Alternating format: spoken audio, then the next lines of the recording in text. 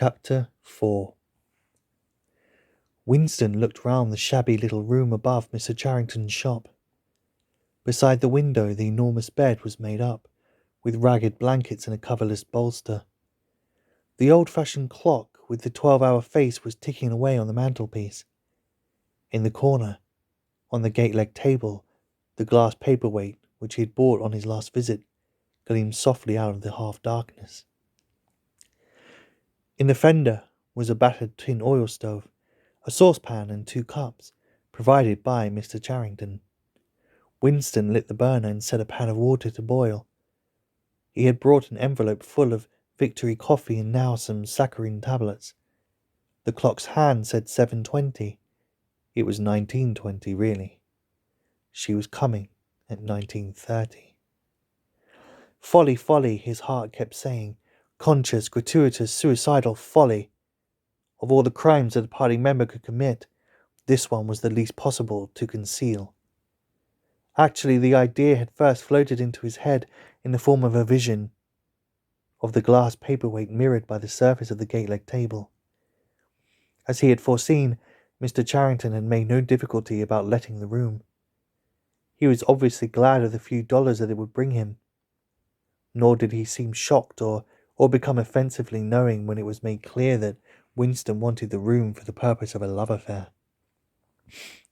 Instead, he looked into the middle distance and spoke in generalities, with so delicate an air as to give the impression that he had become partly invisible.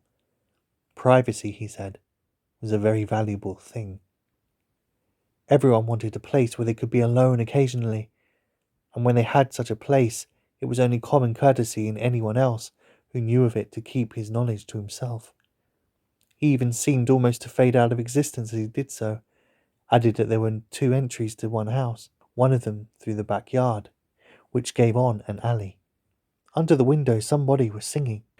Winston peeped out, securing the protection of the muslin curtain. The June sun was still high in the sky, and in the sun-filled court below a monstrous woman, solid as a Norman pillar, with brawny red forearms and a sacking apron strapped about her middle, was stumping to and fro between a washtub and clothesline, pegging out a series of square white things which Winston recognised as baby's diapers.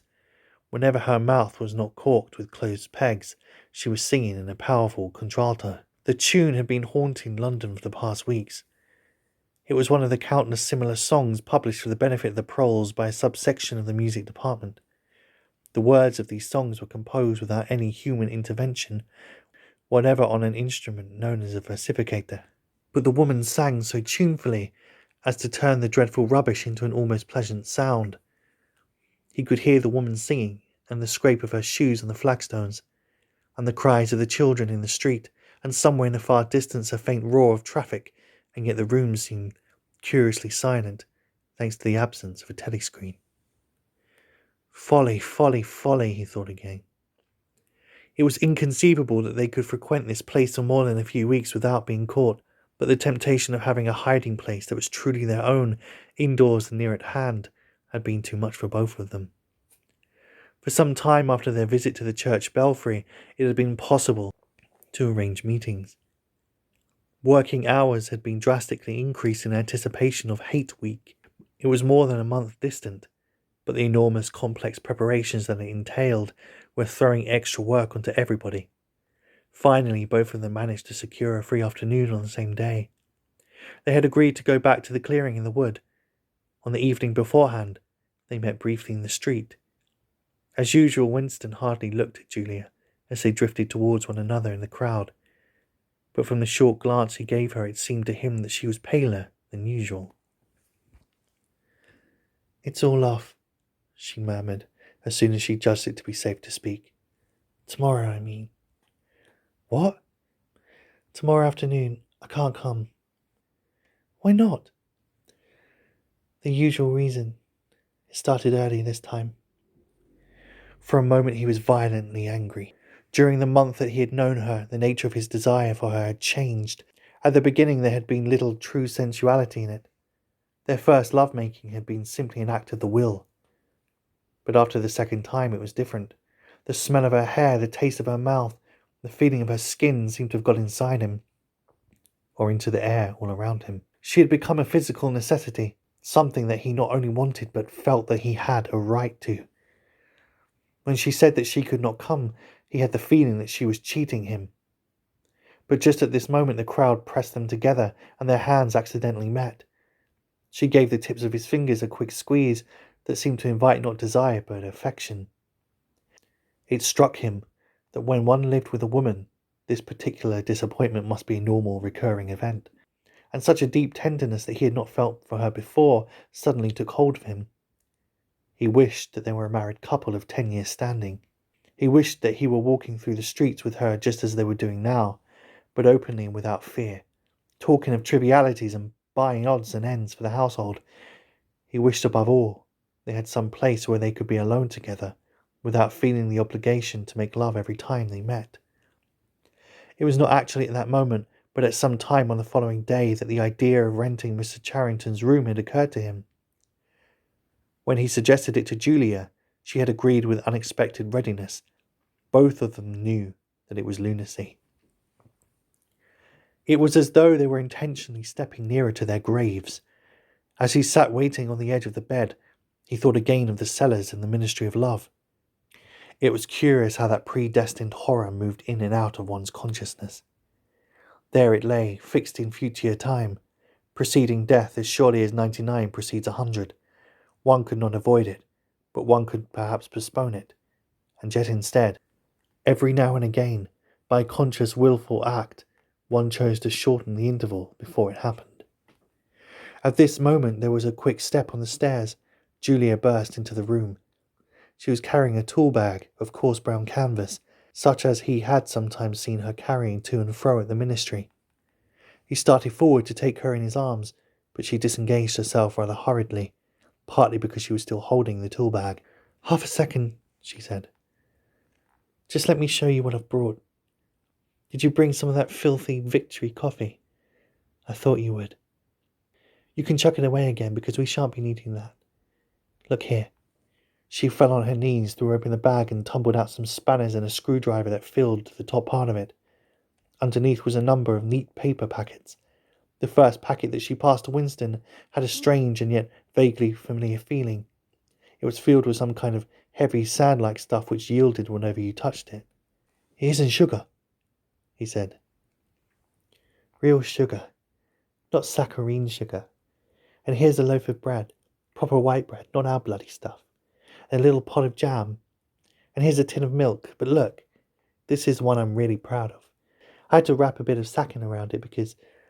But she did not need to tell him why she had wrapped it up. The smell was already filling the room, a rich hot smell which seemed like an emanation from his early childhood, but which one did not occasionally meet with even now, blowing down a passageway before a door slammed or diffusing itself mysteriously in a crowded street, sniffed for an instant and then lost again. "It's coffee," he murmured. "Real coffee. It's inner party coffee. There's a whole kilo here," she said. "How did you manage to get hold of all these things?" "It's inner party stuff. There's nothing those swine don't have. Nothing.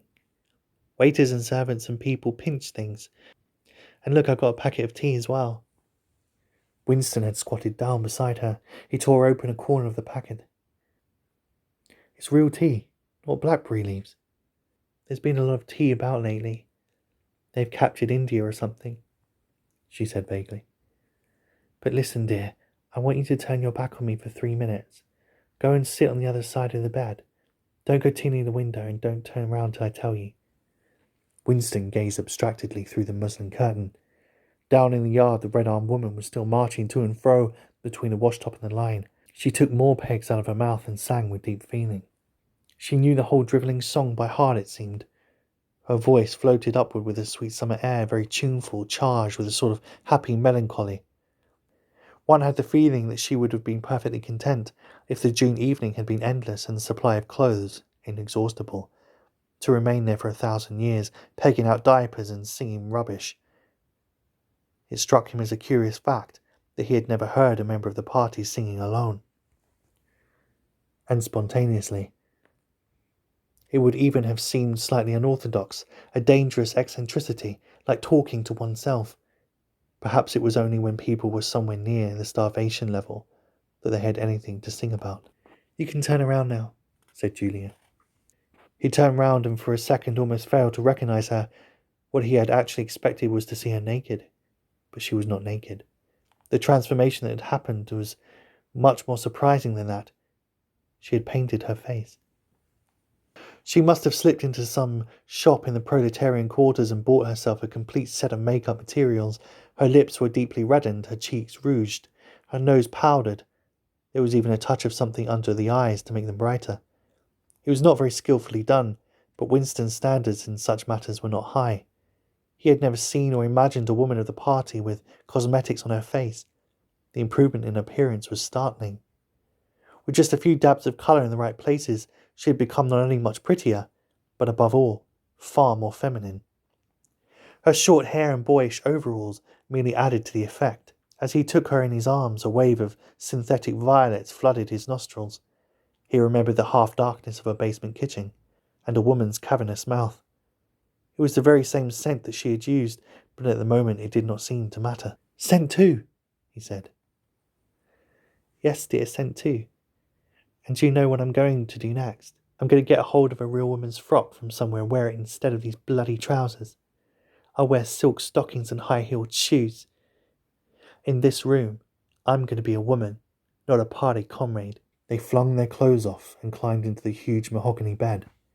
It was the first time he had stripped himself naked in her presence. Until now, he had been much too ashamed of his pale and meagre body, with the varicose veins standing out on his calves and the discoloured patch over his ankle.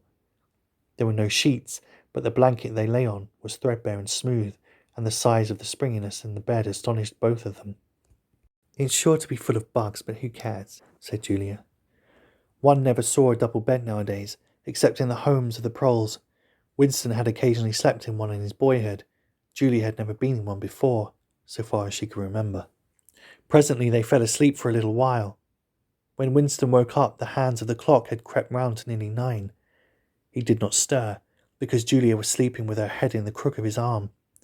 Most of her makeup had transferred itself to his own face or the bolster, but a light stain of rouge still brought out the beauty of her cheekbone. A yellow ray from the sinking sun fell across the foot of the bed and lighted up the fireplace, where the water in the pan was boiling fast. Down in the yard the woman had stopped singing, but the faint shouts of children floated in the streets.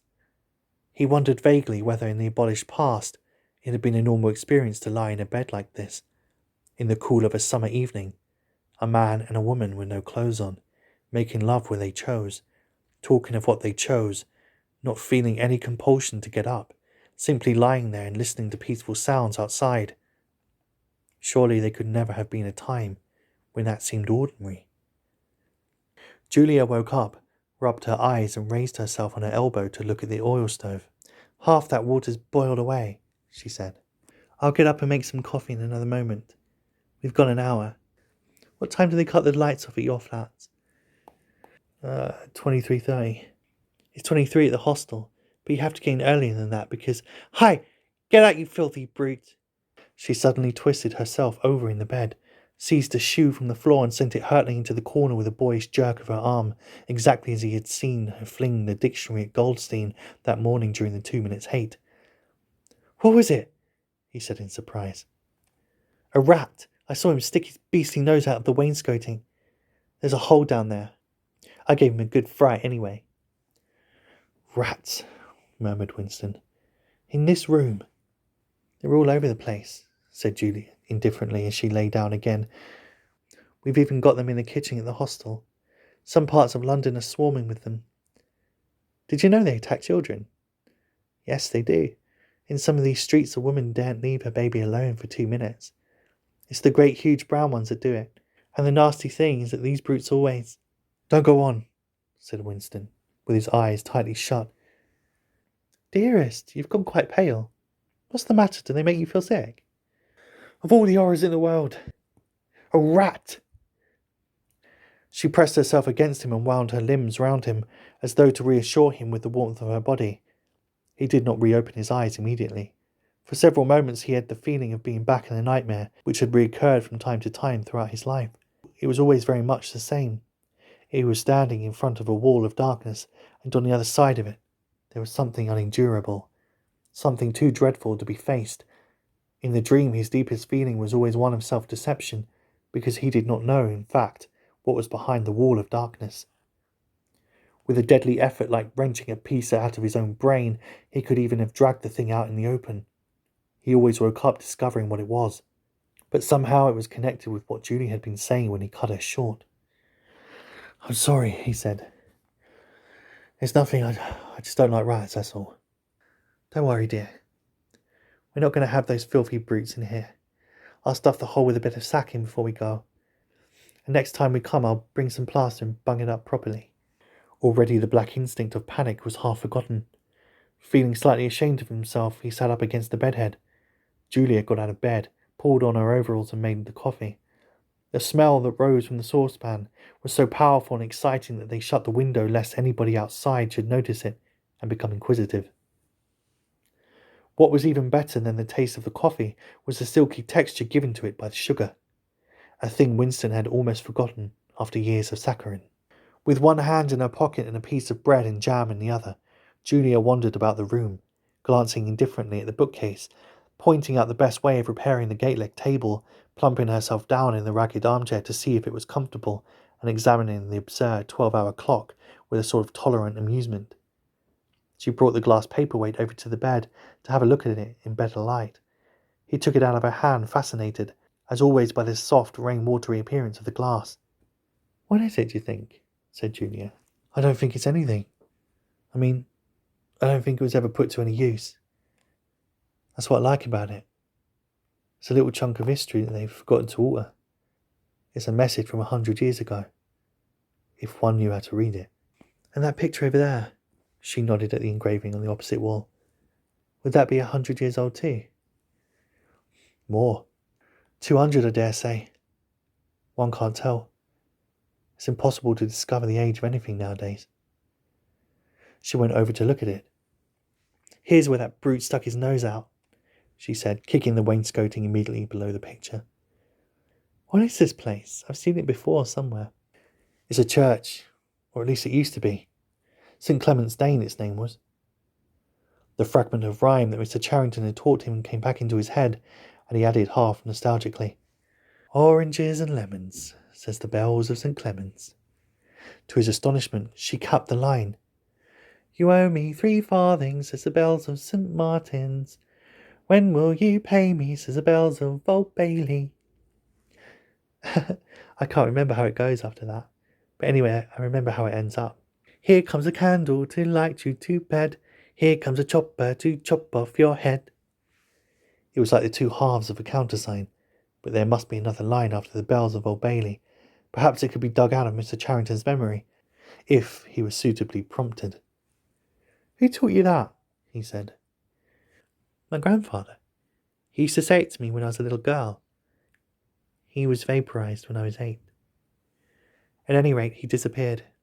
I wonder what a lemon was," she added inconsequently. "I've seen oranges. They're a kind of round, yellow fruit with a thick skin." "I can remember lemons," said Winston.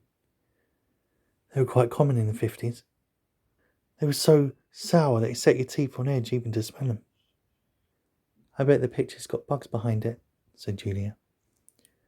"I'll take it down and give it a good clean some day. I suppose it's almost time we were leaving.